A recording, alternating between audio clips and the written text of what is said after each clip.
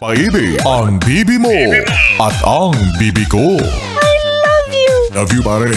Bibo! Bibo! Yes, friend! Huwag ka na masyadong mamroblema kung wala ka ng masyadong pera.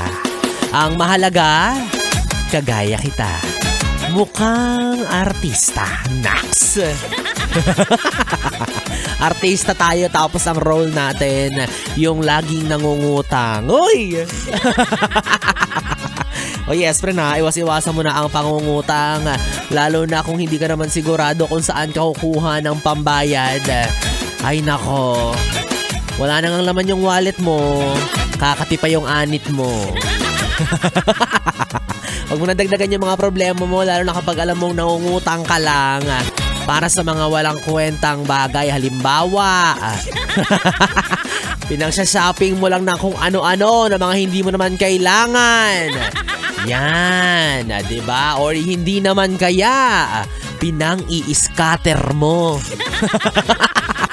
Scatter pa more. Kahit wala ng pera, sige. Labas lang, utang dito, utang dyan. Babayaran kita pag nanalo ako. Pag nanalo. Hindi nanalo.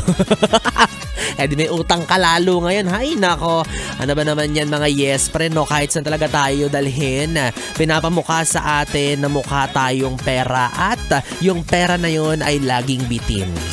Bakit kaya? Paano nyo ba ginagawang napaparami nyo yung pera nyo? Saan nyo ba yan kinukuha? O di kayo na ang mayaman, di ba? Kayo na ang nuknukan ng maraming salapi, di ba? Kayo na ang walang mapaglagyan ng mga pera at kayamanan. Okay lang. Sabi nga nila, di ba, ang buhay ay parang gulong. Minsan nasa taas, minsan nasa ilalim. Pero hindi rin eh. Wala na eh. Hindi na ako tinatabla ng mga motivational quotes na yun. Parang ayoko nang maniwala kasi iba pa rin talaga kapag may pera. Kasi ang kailangan ko yung panggastos, hindi pampalubag loob. Well, anyways, yes friend, buti na lang mayaman si Biboy Bibo sa mga naggagandahang tugtugan na masarap sabayan ng kantahan at sayawan. Kaya naman tuloy-tuloy ang ating kantahan at indakan kasama ang ating susunod na kanta by Eraserheads.